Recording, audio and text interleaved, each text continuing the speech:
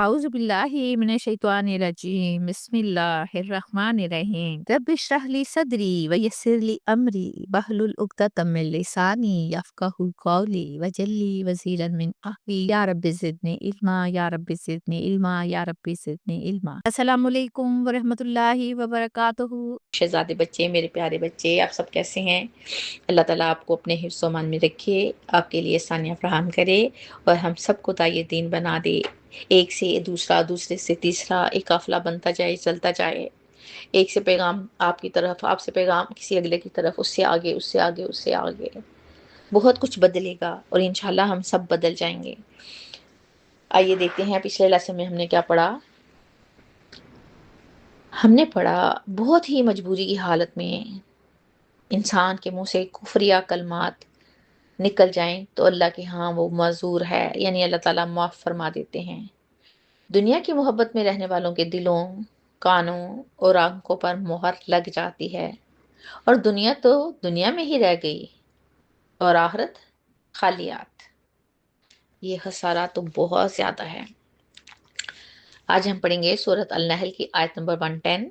ثم ان ربک، پھر بے شک آپ کا رب، للذین، ان لوگوں کے لیے جنہوں نے ہاجروا، ہجرت کی، من بعد ما فتنوا، اس کے بعد کہ وہ آزمائے گئے، ثم جاہدوا، پھر انہوں نے جہاد کیا، وصبروا، اور صبر کیا، ان ربک من بعدها، بے شک تیرا رب اس کے بعد، لغفور الرحیم، بہت بخشنے والا، بڑا مہربان ہے۔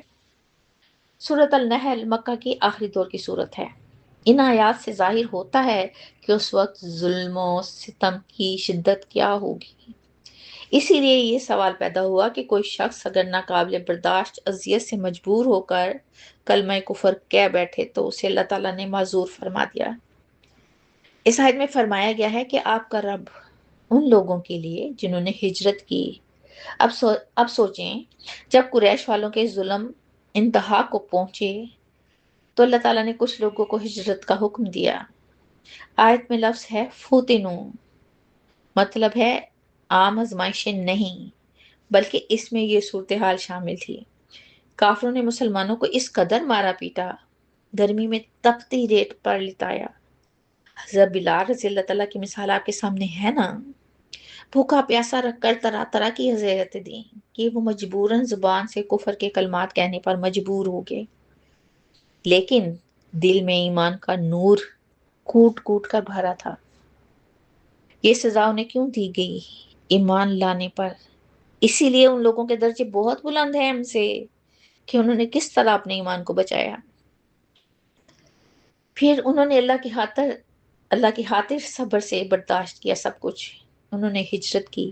آپ جانتے ہیں کفر کی سرزمین چھوڑ کر کسی دوسری جگہ بس جانا، اور وہ بھی نئے سرے سے، کس قدر مشکل کام ہے۔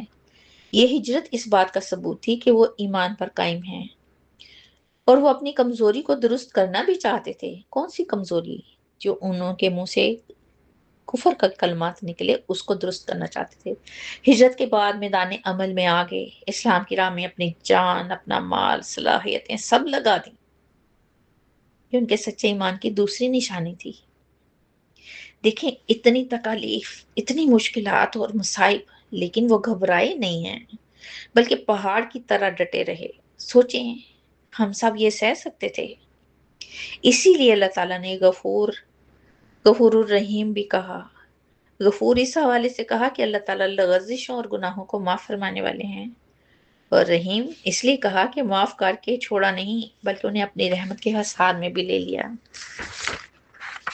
سورۃ النحل کی آیت نمبر 111 پڑھتے ہیں۔ یوم آتاتی، جس دن آئے گا، کل نفس، ہر نفس کے، تجادلو، وہ جھگڑا کر رہا ہوگا، النفسہا، اپنے نفس کی طرف سے، یعنی کہ اپنے بارے میں، وتوفا کل نفس، اور پورا پورا بدلہ دیا جائے گا ہر نفس کو، ما عملت وہم، جو اس نے عمل کیا، اس حال میں کہ وہ لا یظلمون، ظلم نہیں کیے جائیں گے۔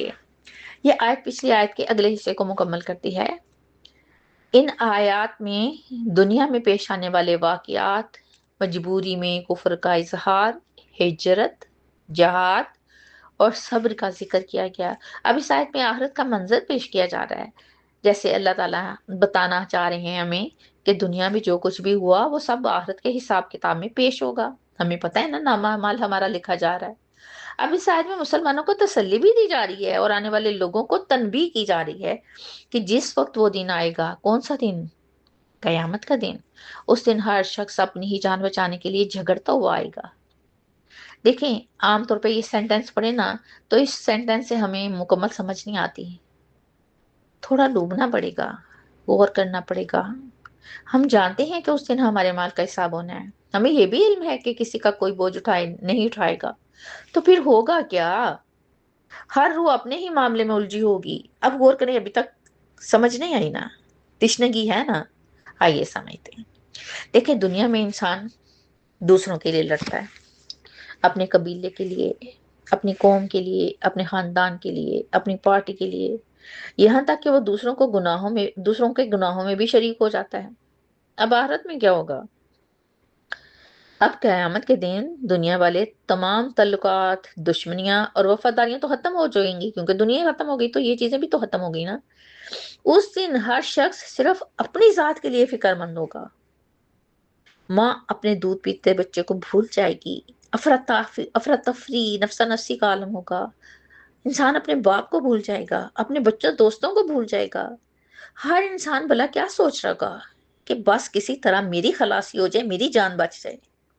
وہاں پورا بدلہ ملے گا اس عمل کا جو کیا ہوگا. کسی پہ ظلم نہیں ہوگا. دیکھیں اگر انسان آج دنیا میں صرف دنیاوی مفادات کے لیے جھگڑتا ہے نا اور اللہ کی نافرمانی کرتا ہے تو آخرت میں تو وہ اکیلا ہوگا، کوئی ساتھی نہیں ہوگا. اور آج اگر اللہ کے لیے کام کر رہا ہے تو آخرت میں اللہ کی رحمت بھی ساتھ ہوگی. جب اللہ کی رحمت ساتھ ہے تو کسی اور ساتھی کی ضرورت ہی کیا ہے؟ نیک عمال کا نیک بدلہ، برے عملوں کا برا نتیجہ. فرض کر لیں اگر ہمیں ستایا گیا ہے تو یہ آیت ہمیں تسلی دیتی ہے کہ تمہارا کوئی حق ضائع نہیں کر سکتا. سورۃ النحل کی آیت نمبر 112 پڑھتے ہیں. وَضَرَبَ اللَّهُ، اور بیان کی اللہ نے، مثلاً قریاتن، مثال ایک بستی کی، کانت آمناتن، جو تھی امن والی، مطمئنتن، اطمینان والی، یاتیہا رزقہا رغدن، آتا تھا اس کے پاس اس کا رزق کھلا، یعنی کہ ہر طرف سے، من کلی مکان، ہر جگہ سے، فکفرت، تو اس نے ناشکری کی. کس نے؟ بستی والوں نے، یا بستی کی بات ہو رہی ہے. بِأَنْعُمِ اللَّهِ، اللہ تعالیٰ کی نعمتوں کی. فَأَذَاقَهَا اللَّهُ، تو چکھایا یعنی پہنایا اس کو اللہ نے، لباس الجوعی والخوفی، بھوک اور خوف کا لباس، بما کانوا یصنعون، اس وجہ سے جو وہ عمل کیا کرتے تھے. اس آیت میں اللہ تعالیٰ ایک بستی کی مثال دے رہے ہیں، اور یہ بستی کون سی تھی؟ مکہ مکرمہ کی تھی، اور قرآن پاک نے اسے مثال کے طور پر پیش کیا ہے. آئیے دلائل سے بات کرتے ہیں. مکہ مکرمہ ایک ایسی وادی تھی جہاں ہر طرف سے قافلے آتے تھے، خوب تجارت ہوتی تھی، پورا عرب مکہ والوں کی عزت کرتا تھا کیونکہ خانہ کعبہ اسی شہر میں تھا. خانہ کعبہ کی برکت سے وہاں امن و امان قائم تھا. باوجود ایک صحرا ہونے کے مکہ کے لوگ انتہائی خوشحال تھے. سورہ قریش میں اللہ تعالیٰ خود فرماتے ہیں نا کہ میں نے انہیں گرمی اور سردی کے سفر میں برکت دی. آپ غور کریں، 3 نعمتوں کا بیان کیا گیا کہ بستی جو تھی امن والی تھی، جنگ حرام تھی، کہیں ارد گرد جنگ ہوتی تھی تو مکہ ہمیشہ محفوظ رہتا تھا. محض امن نہیں تھا بلکہ دلی سکون اور قلبی اطمینان بھی تھا. نہ کوئی ڈر، نہ کوئی آفت. پھر ہوا کیا؟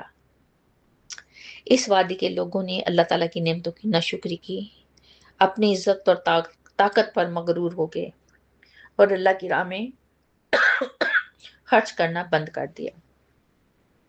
دیکھیں سب سے بڑی ناشکری یہ کہ کیا کی انہوں نے کہ جب اللہ نے ان کے درمیان اپنا رسول یعنی حضرت محمد صلی اللہ علیہ وآلہ وسلم کو بھیجا جو کہ سب سے بڑی نعمت تھی، تو انہوں نے قبول کرنے سے انکار کر دیا. انہوں نے آپ کو جھٹلایا، ستایا اور آپ کے ماننے والوں کو تکلیفیں دی، یعنی نعمت رسالت سے صاف انکار تھا. اللہ تعالیٰ فرماتے ہیں پھر ہم نے انہیں بھوک اور خوف کا لباس پہنا دیا. اب یہاں لباس سے مراد ظاہری لباس تو نہیں ہے نا. دیکھیں جیسے لباس انسان کو چاروں طرف سے ڈھانپ لیتا ہے نا، اسی طرح جب کسی قوم پر بھوک اور خوف کا عذاب آتا ہے تو وہ ہر طرف سے گھیر لیتا ہے، کوئی راستہ نہیں بچتا، کوئی پہلو نہیں بچتا، کوئی راحت نہیں ملتی۔ رزق کی فراوانی ختم ہوئی تو اس کی جگہ کیا آ گیا؟ قحط آ گیا، تنگ دستی آ گئی، فاقے آ گئے۔ وہ امن جو مکہ کو حاصل تھا وہ بھی چھن گیا۔ مسلمانوں کی بڑھتی ہوئی قوت، غزوات اور فتح مکہ، یہ سب باتیں مکہ والوں کے لیے خوف کا باعث بننے لگیں۔ کس وجہ سے؟ یہ سب ان کے اپنے اعمال کا نتیجہ تھا۔ اللہ تعالیٰ کی سنت رہی ہے، یعنی طریقہ رہا ہے کہ جو قوم نعمت پا کر ناشکری کرے نا، تو اللہ تعالیٰ اس نعمت کو چھین لیتے ہیں۔ شکر کیا کریں ہر نعمت پر جو اللہ تعالیٰ نے ہمیں عطا کی ہے۔